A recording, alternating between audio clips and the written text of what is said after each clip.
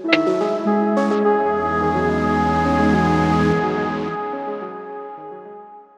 morning. It's good to see all of you this morning. If you're visiting with us, we are so glad that you're here with us.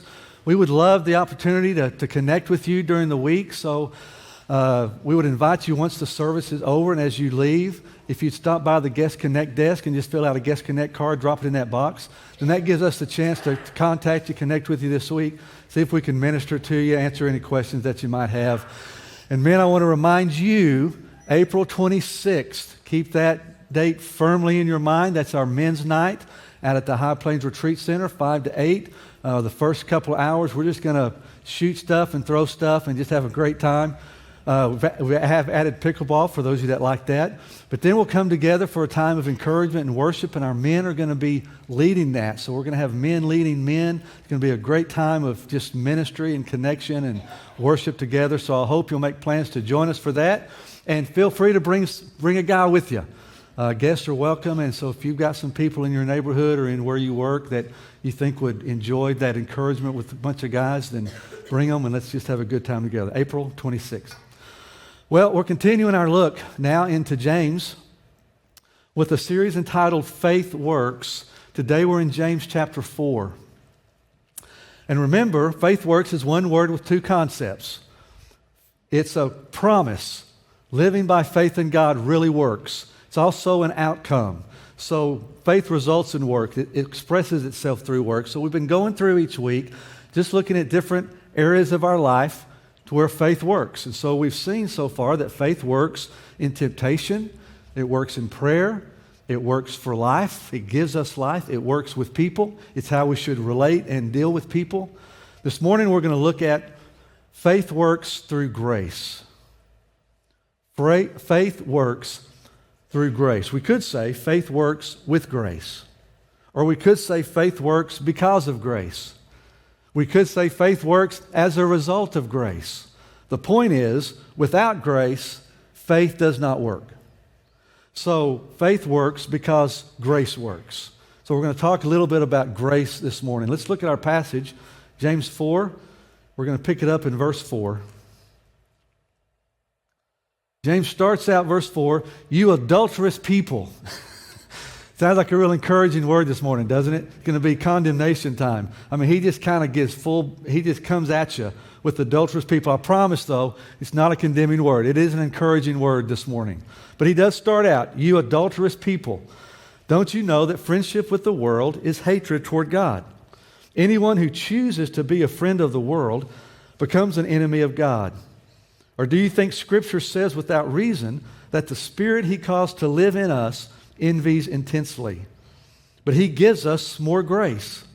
And that's why Scripture says, God opposes the proud, but gives grace to the humble. Submit yourselves then to God. Resist the devil and he will flee from you. Come near to God and He will come near to you. Wash your hands, you sinners. Purify your hearts, you double-minded. Grieve, mourn, and wail. Change your laughter to mourning and your joy to gloom. Humble yourselves before the Lord, and He will lift you up.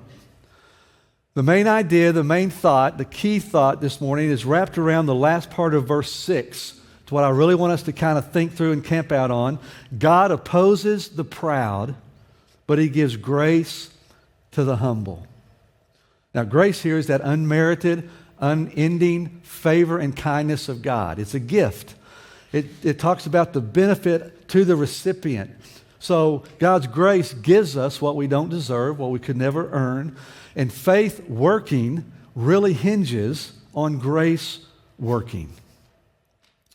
When I graduated from college, I decided I was going to go straight to seminary because I was going into full-time ministry and just felt like seminary would kind of help give me a little bit more biblical and spiritual information and training. So I headed to seminary, and at that time, seminary had multiple tracks. You chose the track you wanted to go on based on what you wanted to be and what you wanted to do. So there were multiple tracks. What you wanted to do and be, you chose your track because each one was a little bit different. So for example, if you knew that you wanted to be a senior pastor, a lead pastor, what some called back then the preacher, you went through this School of Divinity or School of Theology.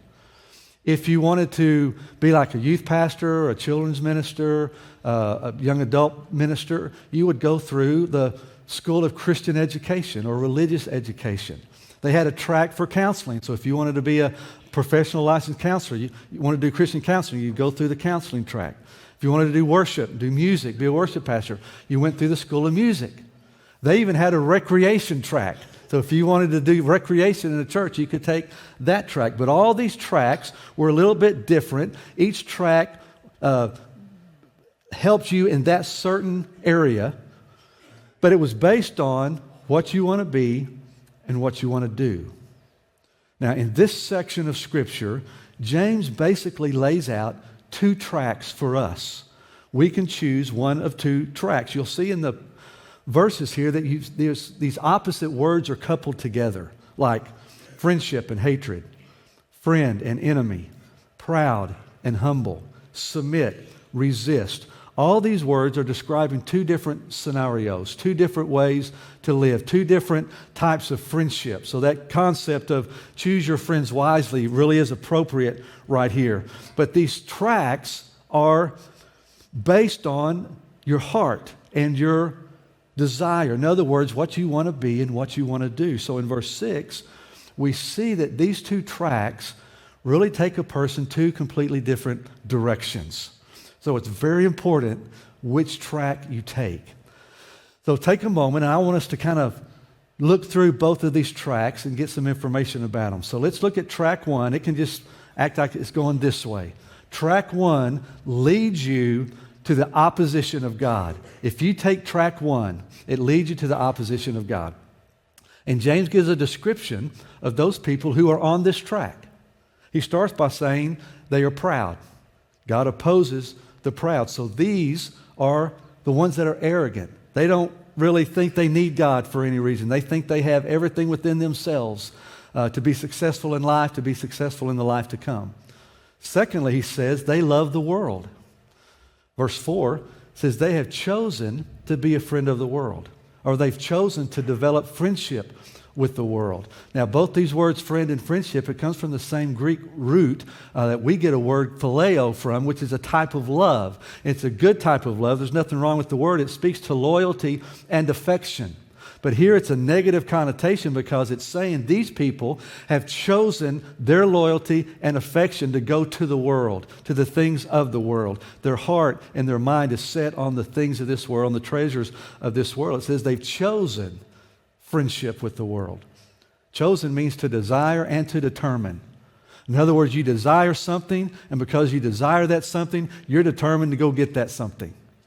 So you make a deliberate, conscious decision. And that's what he's saying here, that these people on this track have made a deliberate decision to love the world, to love the things of the world. Their heart and their affection is set on the treasure of this world.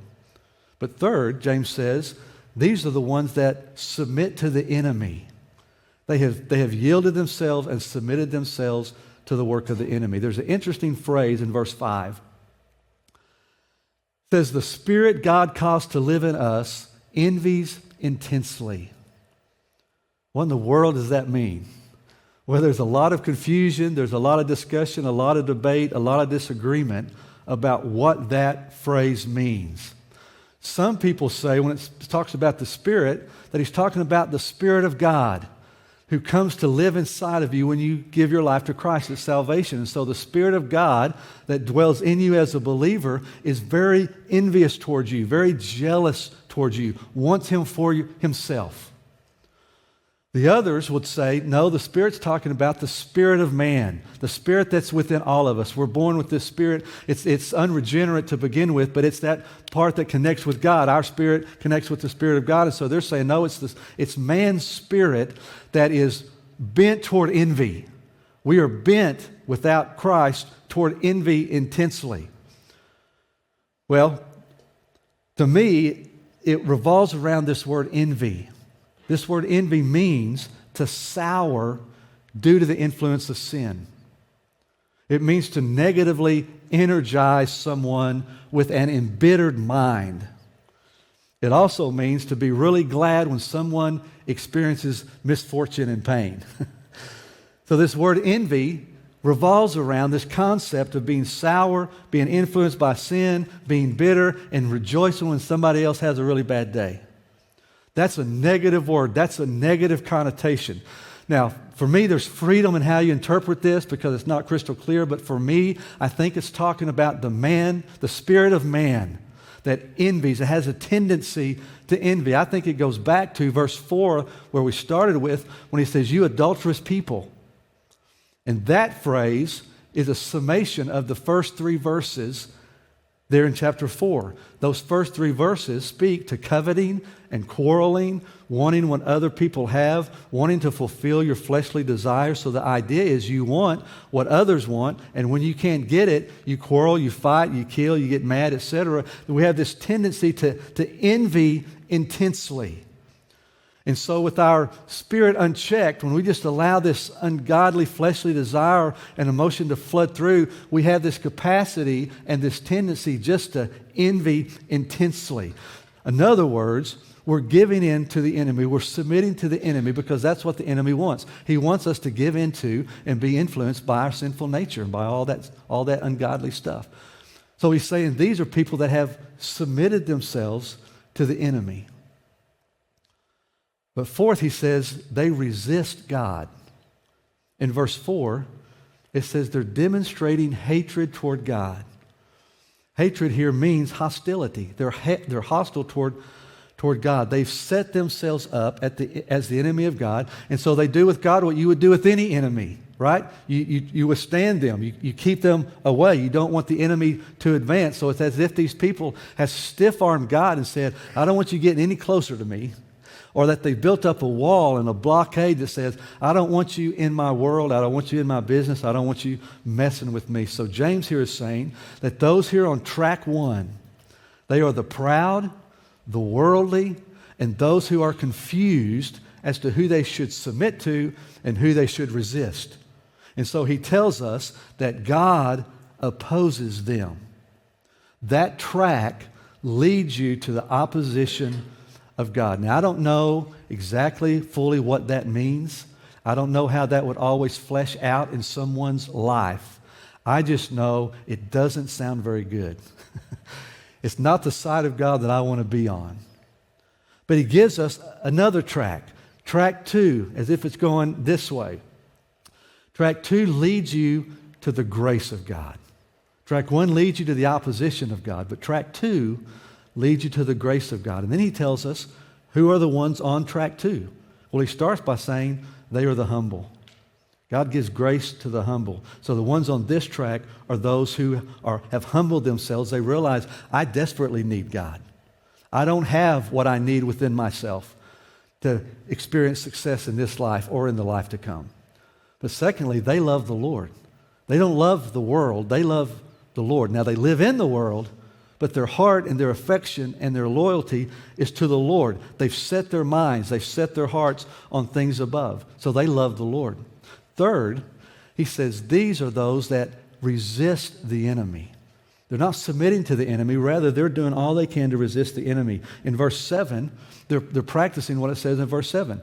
Resist the devil and he will flee. So they're resisting what the enemy's trying to do in their unnatural, in their ungodly, in their unregenerate flesh. In verse 5, remember, it talked about envying intensely. Right after that, verse 6 says, but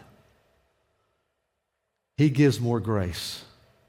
It's this picture of having this intense desire or tendency toward envy, but God gives grace. What he's saying here is when we seek to resist the enemy, we don't want to envy. We don't want the enemy to have his way in our heart and in our spirit and in our life. So we have set our mind to resist the enemy, to resist the influence of the enemy, to resist the power of the enemy. He says he gives more grace.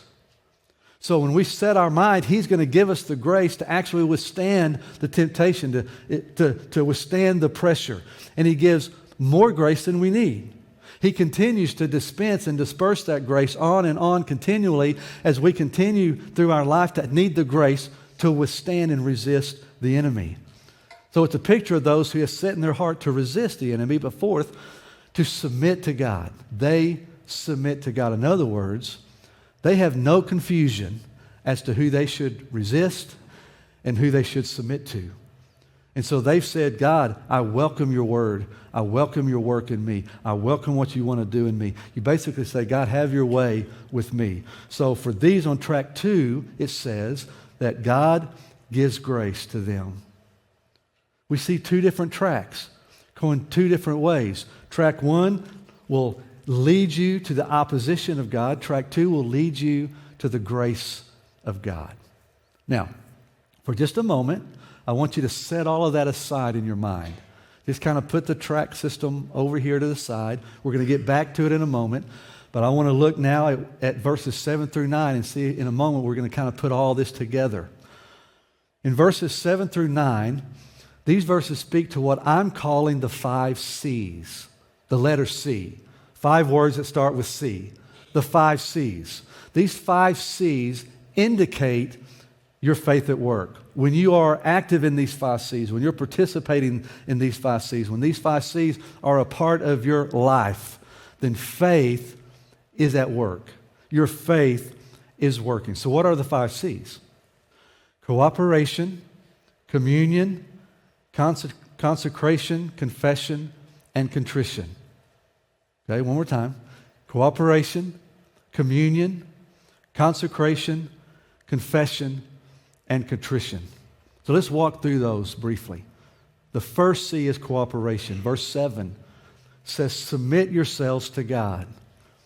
That means you're willing to cooperate with God. You're willing to cooperate with what God desires to do in your life, desires to do through your life. You're walking in agreement with God. So your will is God's will. You desire God to do what He wants to do in your life. You're cooperating with God's work in you and through you. You're submitting to Him.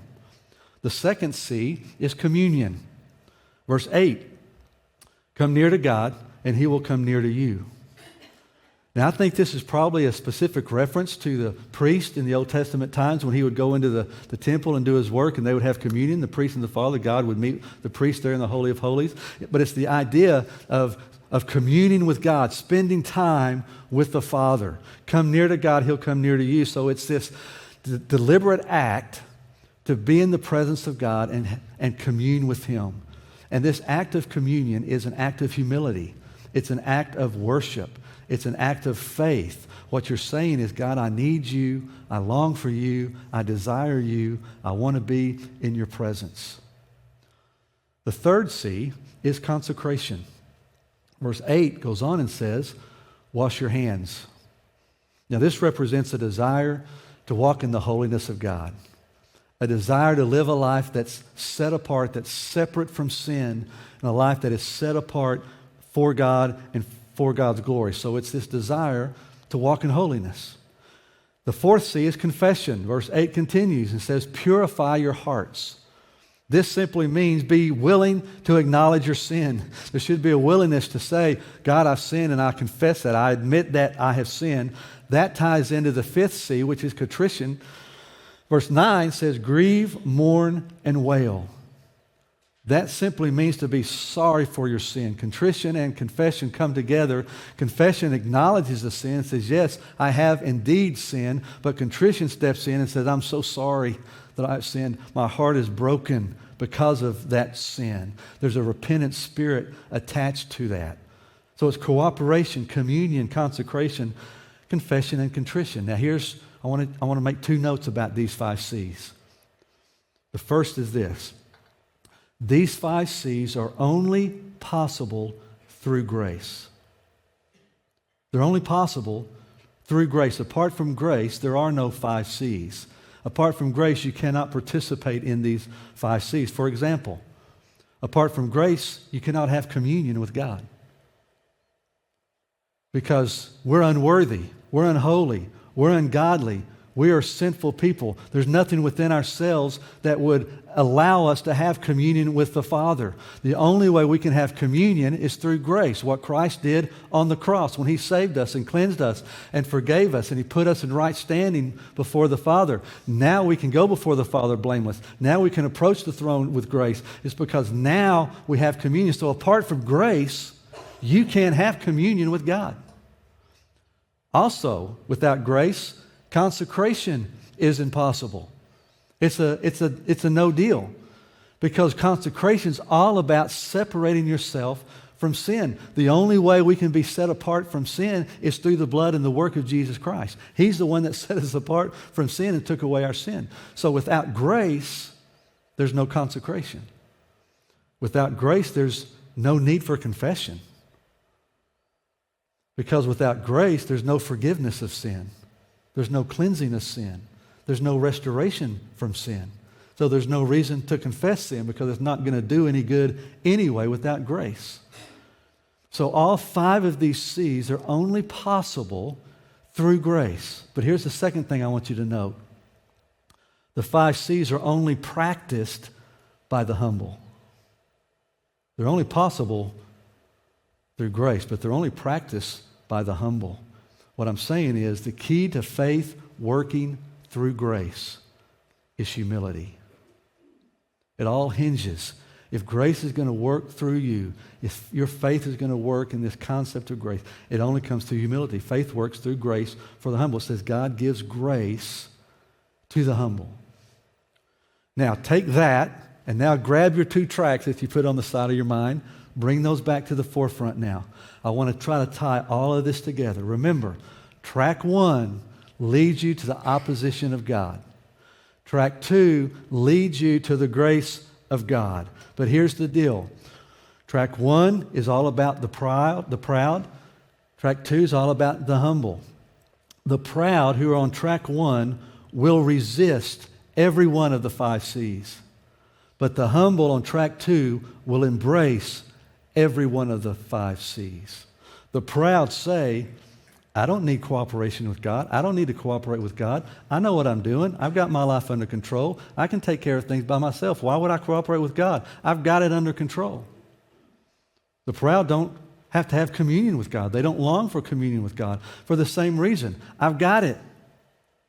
They don't think consecration because as the proud, they're thinking, I don't have sin. I'm good. They don't have to confess because they're good. So they're not going to participate in any of these 5 C's. But the humble are going to be just the opposite. They're going to embrace and participate in all 5 of these. They're going to say, I will cooperate with God because I'm in desperate need of God. I realize that I can't do this thing called life without Him. And so I gladly will cooperate with what He's trying to do in my life. The humble will say, yes, I long for communion with God because I need Him and I long for Him. The humble will practice consecration because they're going to say, yes, I want to be set apart from sin. I want to walk in the holiness and the righteousness of God. Therefore, they're going to participate in confession so that when they do come into sin, they're going to acknowledge that, and then they're going to practice contrition because they're so sorry, their heart's broken because of what it's done to this relationship. So the proud will not do any of it. The humble will do all of it. And here's the point. The humble are the ones that will experience grace. Why? Because they have submitted themselves and surrendered themselves knowing they need God, and so God says, here's grace. That's why verse 10 kind of brings all this together. He says, humble yourself before God, and He'll lift you up. He'll extend grace to you. This phrase before God simply means in the presence of God. It means under the authority of God. Humble yourselves just means lower yourself or to sense your need. Here's what he's saying.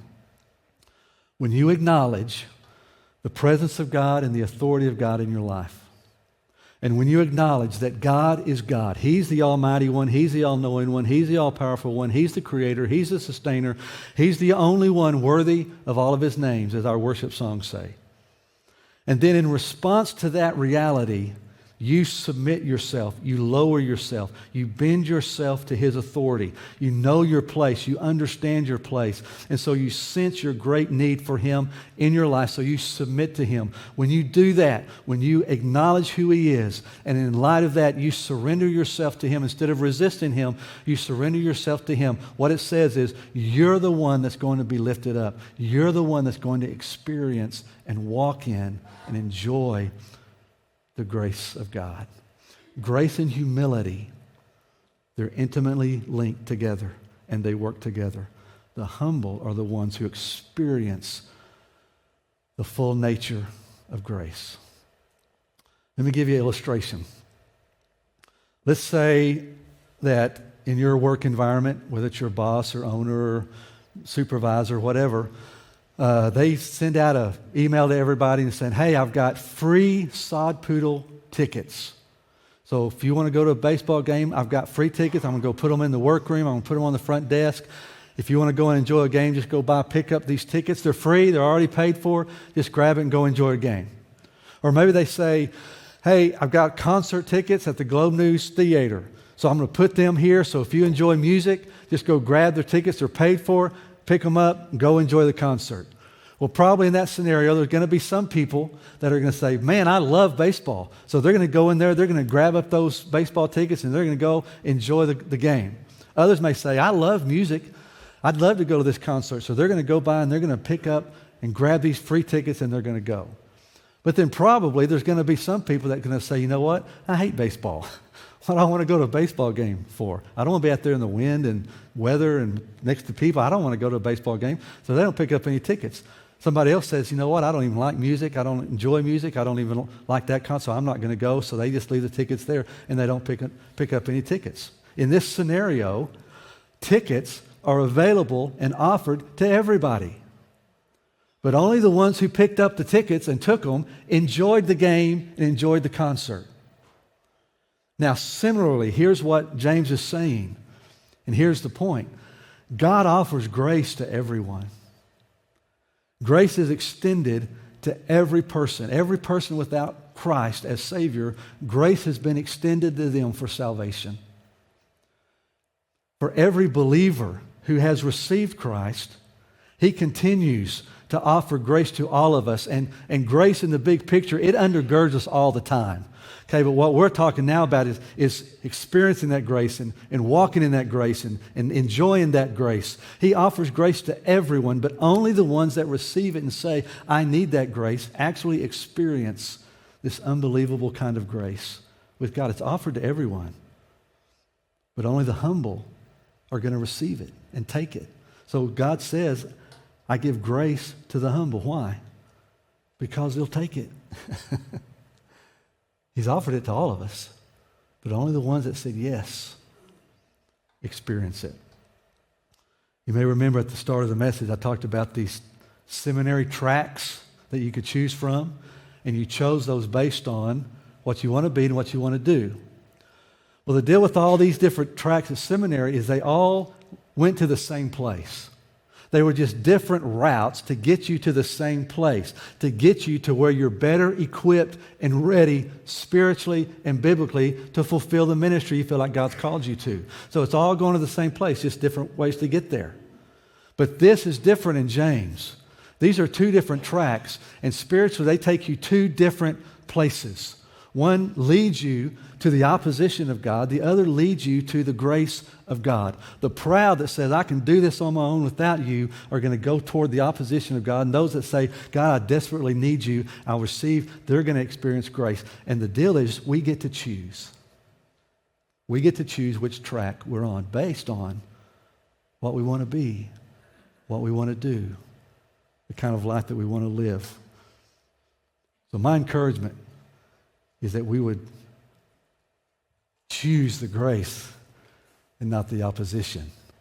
Because the reality is, faith works through grace. And if we're going to let our faith work, and if we're going to be people of faith and be effective in our faith, that only comes through grace. Would you bow with me?